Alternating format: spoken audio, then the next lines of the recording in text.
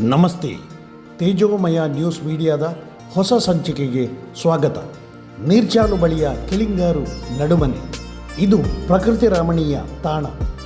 ಇಲ್ಲಿರುವ ವೇದಮೂರ್ತಿ ನಡುಮನೆ ಗೋಪಾಲಕೃಷ್ಣ ಭಟ್ಟರ ನಿವಾಸ ಒಂದು ದೇವಾಲಯ, ವಿದ್ಯಾಲಯ ಮತ್ತು ಮಂತ್ರಾಲಯ.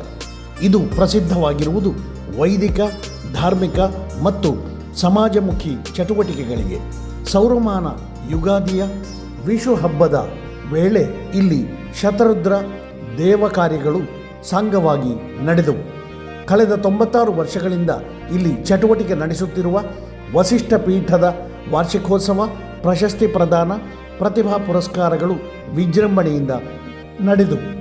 ವೈದಿಕ ವಲಯದ ಸಾಧಕರನ್ನು ಗುರುತಿಸಿ ಗೌರವಿಸುವ, ವೈದಿಕ ವಿದ್ಯೆಯಲ್ಲಿ ತೊಡಗಿಸಿ ನಿರೀಕ್ಷೆ ಮೂಡಿಸುತ್ತಿರುವ ಎಳೆಯರನ್ನು ಕರೆಸಿ ಗೌರವಿಸುವ ಮತ್ತು ಸಮಾಜಮುಖಿಯಾಗಿ ಚಟುವಟಿಕೆ ನಡೆಸುವವರನ್ನು ಅಭಿನಂದಿಸುವ ಮೂಲಕ ವಿಭಿನ್ನ ವಿಶಿಷ್ಟ ರೀತಿ ವಸಿಷ್ಠ ಪೀಠ ಪ್ರಸಿದ್ಧವಾಗಿದೆ.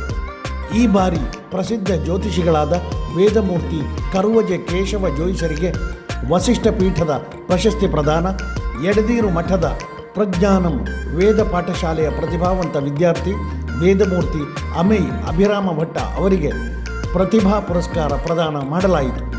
ಎಡದೀರು ಮಠಾಧೀಶ ಶ್ರೀ ಶ್ರೀ ಶ್ರೀ ಸಚ್ಚಿದಾನಂದ ಭಾರತಿ ಮಹಾಸ್ವಾಮಿಗಳು ಆಶೀರ್ವಚನ ನೀಡಿ ಪ್ರಶಸ್ತಿ ಪ್ರದಾನ ಮಾಡಿದರು. ಕರ್ನಾಟಕ ಮಾನವ ಹಕ್ಕು ಆಯೋಗ ಸದಸ್ಯ ಡಾಕ್ಟರ್ ಟಿ ಶ್ಯಾಮಭಟ್ ಅಧ್ಯಕ್ಷತೆ ವಹಿಸಿದ್ದರು. ವಿವಿಧ ವಲಯಗಳ ಗಣ್ಯರಾದ ವೇದಮೂರ್ತಿಗಳಾದ ಗೋವಿಂದ ಭಟ್, ಹಿರಣ್ಯ ವೆಂಕಟೇಶ್ವರ ಭಟ್, ಶ್ರೀಮತಿ ವಿದ್ಯಾಗೌರಿ ಆರ್ ಪತ್ತಡ್ಕ, ಎನ್ ಮಹಾಲಿಂಗ ಭಟ್ ಮೊದಲಾದವರು ಇದ್ದರು. ವೇದಮೂರ್ತಿ ನಡುಮನೆ ಗೋಪಾಲಕೃಷ್ಣ ಭಟ್ಟರು ಸ್ವಾಗತಿಸಿದರು.